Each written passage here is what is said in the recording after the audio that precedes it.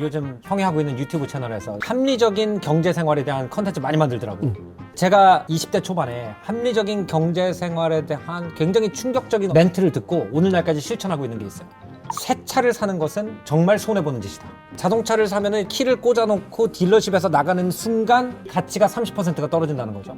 그렇기 때문에 새 차를 사는 것보다는 무리를 해서 자동차를 산 사람이 할부금을 갚지 못해가지고 1년 안에 내놓은 차를 사면은 똑같은 차를 30% 싸게 살 수 있다. 그런 합리적인 생각을 가장 많이 하는 게 형일 것 같아요. 그래서 내가 생각할 때는 형은 새 차를 한 번도 사본 적이 없다. 합리적인 생각은 많이 하지만 내가 지금까지 차를 5번 사봤어. 다 새 차야. 네? 한 번도 중고차는 사본 적이 없어. 왜요? 차는 새 차지. 뭐 이렇게 문 열었을 때 가죽 냄새 나고 뭐 이런 거? 세핑 딱 받아서 비닐 쫙 벗기고 계기판에 보호필름 싹 떼내고. 아니 계기판에 원래 보호필름이 붙어 나와요? 새 차 안 사봤어? 전부 다 중고차. 그래? 중고만 사봤어? 네. 그 20대 그 얘기를 듣고 너무 감명을 받아가지고 이 맛을 모르는구나. 또 한 달 몰다가 어디 뒤져보면 안 벗긴 보호필름이 있어. 걔를 벗길 때 그 기분. 형 생각보다 F네.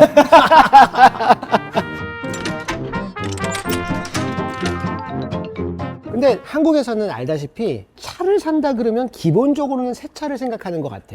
그런데 익숙해져 있다가 미국으로 이제 대학원을 갔잖아.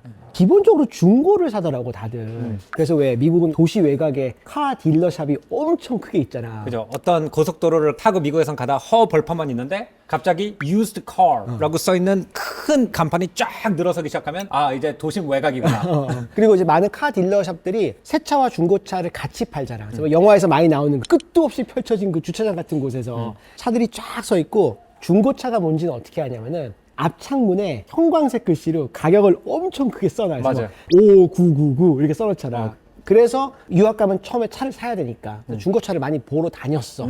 근데 포기를 했어 결국은. 왜요? 왜 포기를 했냐면은 두 가지 이유가 있었어. 첫 번째는 정보의 비대칭성이야. 나는 차를 잘 모르잖아. 그러니까 이게 차 상태가 어떤 건지, 이게 적정 가격인지 이런 걸 알 수가 없는 거야. 그래서 중고차 딜러샵에 가서 설명을 해주면 일단 기본적으로 머릿속으로 드는 생각은 사기치는구나 이 사람 나한테. 그 생각부터 드는 거야. 두 번째 이유는 정보의 취합 문제야. 워낙 넓게 퍼져 있기 때문에 내가 원하는 차들을 다 보러 다니려면은 발품을 너무 많이 팔아야 돼. 그리고 그 당시는 온라인 플랫폼이 있는 시대도 아니었잖아. 그래서 이 두 가지 문제 때문에 차를 보러 다니는 게 너무 스트레스 받는 거야. 그 당시 헤이딜러 같은 게 없었으니까. 그렇지.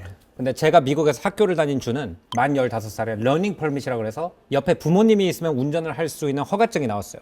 그래서 1년 동안 부모님이랑 운전을 해서 무사고가 되고 또 시험을 치워가지고 합격을 하면 16살 때 운전 면허증이 나왔어요. 16살에 첫 차를 사야 되는데 무슨 돈이 있어가지고 새 차를 사야 돼요. 그래서 거의 대부분 내가 다니던 고등학교 아이들의 첫 차 구매 경험은 전부 다 중고차였어요. 고등학생들 두 군데 중에 하나를 갔는데 임파운드 랏 옥션이라는 게 있었고 그다음에 정크야드가 있었거든요. 그러니까 정크야드는 차를 몰다가 수리비가 더 나가게 생긴 거예요. 차가 너무 이제 낡아가지고. 그 미국 영화 보면 한쪽에 폐차돼 있는 고철 쫙 쌓여있고 한쪽에 먼지 뒤집어 쓴 옛날 차들 쫙 늘어서 있는 데 있죠. 내가 사는 곳은 이제 미시간이라는 주였기 때문에 부모님이 대체로 자동차 공장에서 일하는 아이들이어서 자동차를 꽤 잘 알았어요. 그러니까 그 정크야드에 가가지고 시동 켜보고 후드 열어보고 안에 점검해보고 이거 아직도 쓸만한데 이 사람이 왜 버렸지? 그러면 그런 자동차를 우리나라 돈으로 놀라지 마세요. 40만 원에서 와. 80만 원 사이에 샀어요. 그래서 이제 집에 가져가가지고 아버지랑 같이 이걸 고치는 거죠. 두 번째는 임파운드 랏이라는 게 있어요. 자동차세를 못 내서 압류당한 자동차들을 모아놓는 시에서 운영하는 시설이에요. 이 자동차를 너무 안 찾아간다. 그러면은 그거를 경매 처리를 하거든요. 거기 가면은 막 운전면허 딴 미국 고등학생들이 쫙 앉아가지고 이거 패들 들고 경매로 자기가 원하는 차를 사는 거죠. 재밌겠다. 제가 생각할 때는 대부분의 미국 친구들이 자본주의 시장에서 어떻게 흥정을 하고 경매에서 가격이 어떻게 결정이 되고 이런 것들에 대해서 첫 번째 훈련을 받게 되는 게 중고차 구매를 통해서였던 걸로 기억이 돼요. 미국에는 차고 문화가 있잖아. 차고에서 내가 차를 오랫동안 보관하면서 고치고 그거를 굉장히 자랑스럽게 생각하는 이 아빠들이 많이 있잖아. 미국에는. 그리고 아들한테 그걸 전수해주고. 그렇지. 근데 한국은 차고가 있는 사람들보다는 대부분 이제 아파트 주차장에 차를 세우니까 이 문화가 많이 없는 것 같아. 그래서 미국은 그 차고 문화가 있으니까 거기서 차도 고치고 어떤 개발자가 회사 창업하고 싶으면 그 차고에서 창업도 하고 이 차고에서 굉장히 많은 일이 일어나. 또 이런 여러 가지 요소가 어우러져 가지고 나타나는 것 중에 하나가 한국인들이 자동차를 굉장히 자주 바꾼다라는 통계도 본 적이 있어요. 한국인들 같은 경우에는 차를 한 대 사면은 3년 정도 자동차를 쓰고 새 차로 교체를 한대요.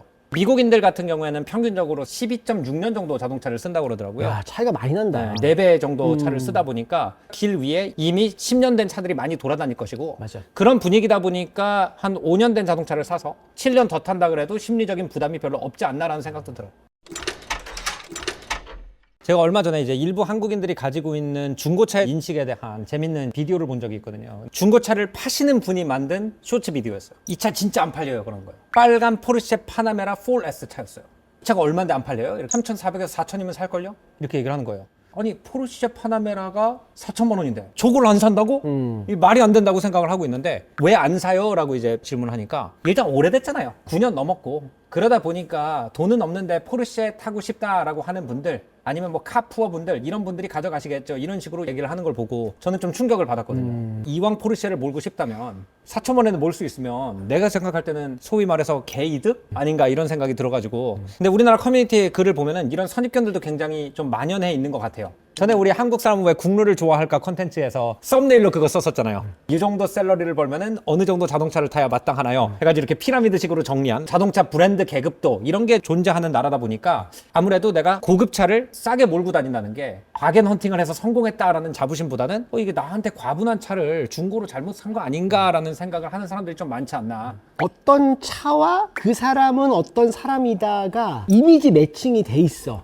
그래서 그 매칭이 좀 안 맞으면은 뭔가 사람들의 시선을 끄는 것 같고 그게 모는 사람은 불편한 거야. 그래서 왜 그 얘기 있잖아. 어떤 신입사원이 부서에 새로 왔는데 그랜저를 몰고 온 거야. 그러니까 그 위에 과장급에서 저 부장님 저 신입사원이 그랜저 몰고 왔다는데요? 부장이 야 그 신입사원이 그랜저 몰고 올 수도 있지. 근데 갓그랜저입니다. 그랬더니 야 구경 가자. 미국 가서 처음에 이제 일을 시작하는데 실리콘밸리에서 돈 많이 번 사람 많단 말이야. 근데 이분들은 자기의 신분으로 차를 표현하는 게 아니라 그냥 자기가 좋아하는 걸 표현하는 거야. 그러니까 예를 들어서 돈을 많이 버신 분인데 패밀리 밴을 몰아. 그래서 좀 더 좋은 차를 몰아도 되지 않을까. 왜 나는 좀 번 다음에 제일 처음 산 게 벤츠였단 말이야. 그런 걸 보는데 자기는 개도 큰 개를 키우고 애들도 태워야 되니까 자기는 그런 큰 밴이 편하다는 거야. 그러니까 자기의 라이프 스타일에 맞춰서 차를 사는구나 라는 생각을 처음에 많이 했어.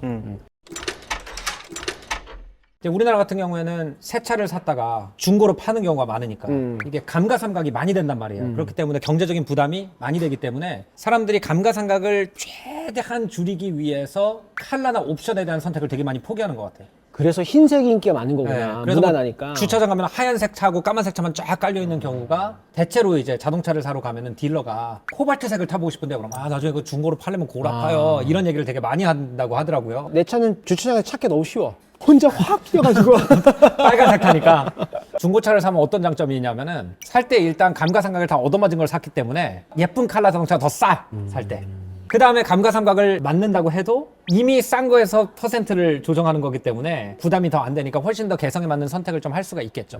내가 차를 좋아해서 취향에 맞는 차를 타겠다라고 하는 사람 중고차를 더 많이 타는 것 같고 그게 이제 끝까지 가면 어떻게 되는 게 있냐면 와인 좋아하는 사람들이 95년 빈티지만 마실 거야 뭐 이런 것처럼 자동차도 이 자동차 브랜드에서 나온 이 모델은 95년에서 98년에 정말 레전드가 나왔어. 그럼 딱 95년, 96년, 97년, 98년 차만 찾아다니는 친구들 굉장히 많아요.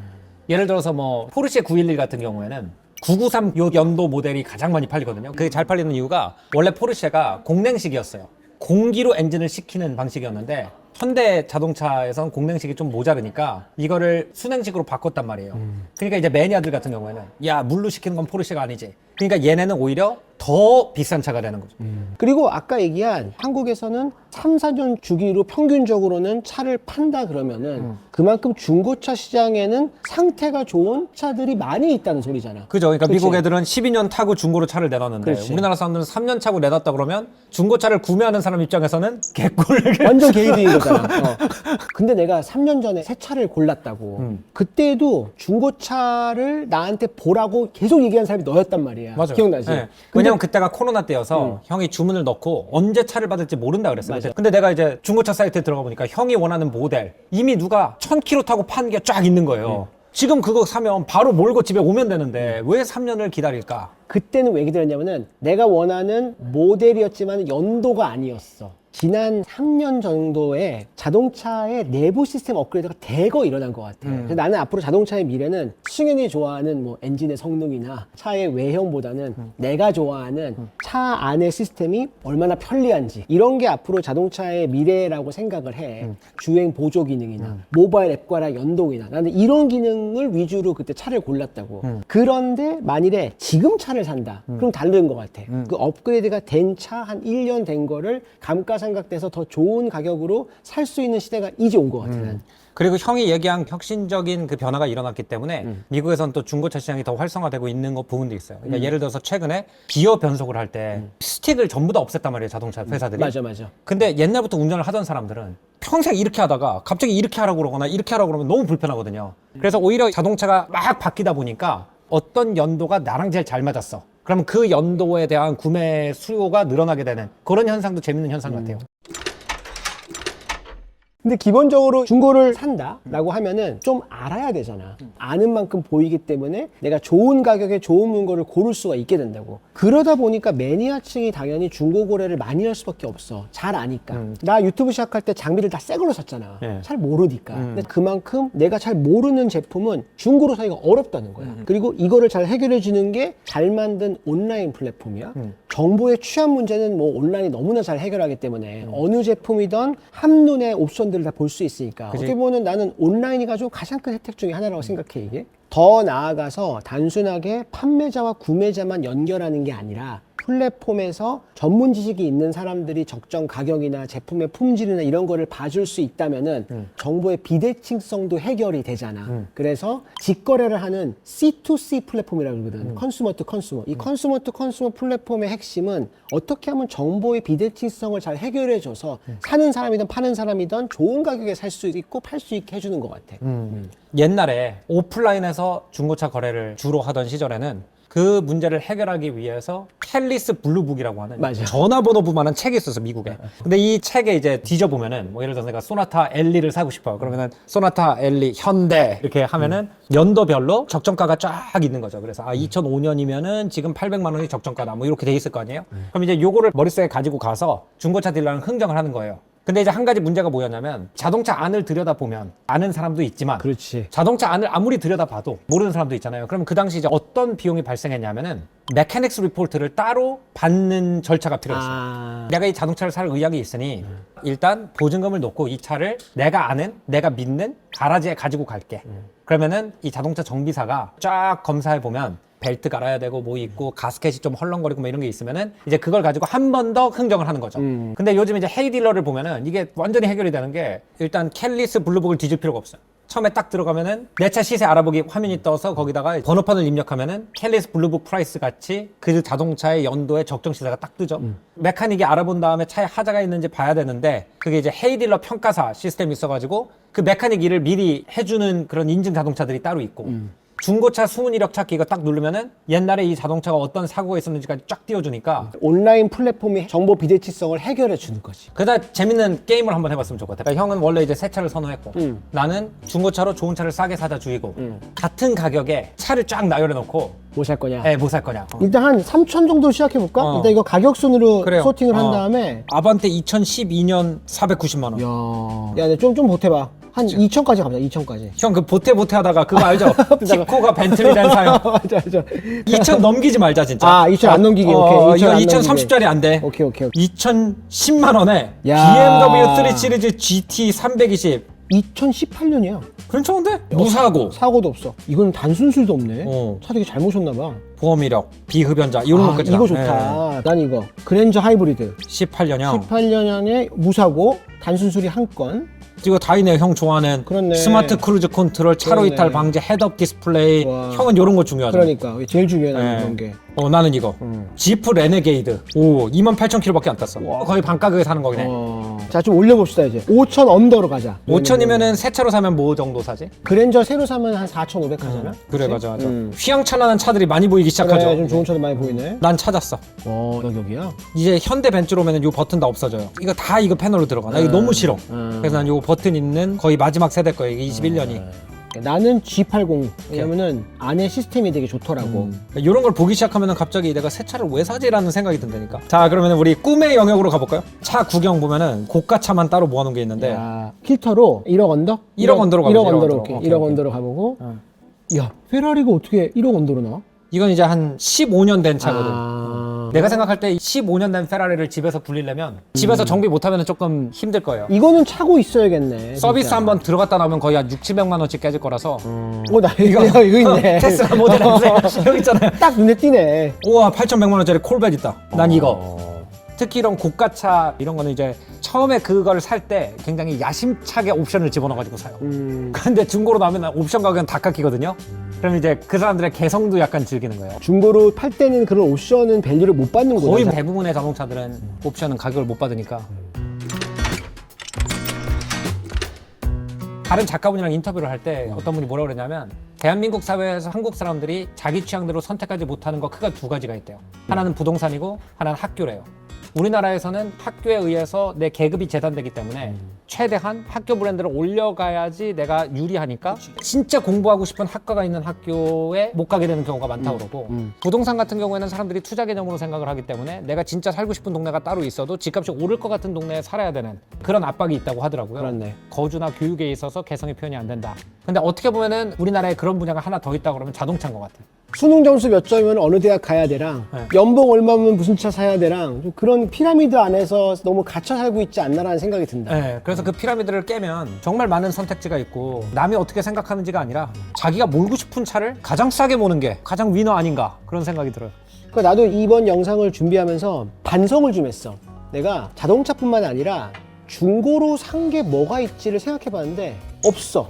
뭐 중고사 새 거 사지. 좀 그 생각이 강했었어. 나는 일단 물건 살 게 있으면 당근에 있나 먼저 보고 없으면 백화점에 가요. 나는 일단 백화점을 가니까. 일단 난 당근부터 봐. 온라인 플랫폼들이 중고를 더 쉽고 좋은 가격에 살 수 있는 환경을 만들어 줬음에도 불구하고 너무 새 거 사야지라는 생각에 사로잡혀 있지 않았었나라는 반성을 했어. 그래서 앞으로는 뭘 살 때 중고 시장도 새로운 거를 많이 시도해 봐야겠다라는 생각을 많이 하게 된 영상이었어. 우리나라도 이제 자동차에 대한 컨셉이 좀 많이 바뀌어서 30년 후에 이런 클래식 카들이 많이 굴러다니는 모습을 볼 수 있으면 참 재밌을 것 같아요. 아마 여기까지 보신 분들은 그래도 차에 관심이 있는 분들일 텐데 여러분은 중고로 진짜 좋은 매물이 나왔다면 난 이 차는 정말 평생 한번 타보고 싶다. 이런 차가 있으면 댓글로 같이 우리 자동차 덕후들끼리 썰전을 한번 벌여봐도 재밌을 것 같습니다. 그럼 저희는 다음 시간에 더 재밌는 주제를 더 다양한 시각으로 찾아오도록 하겠습니다. 감사합니다. 안녕히 계십시오.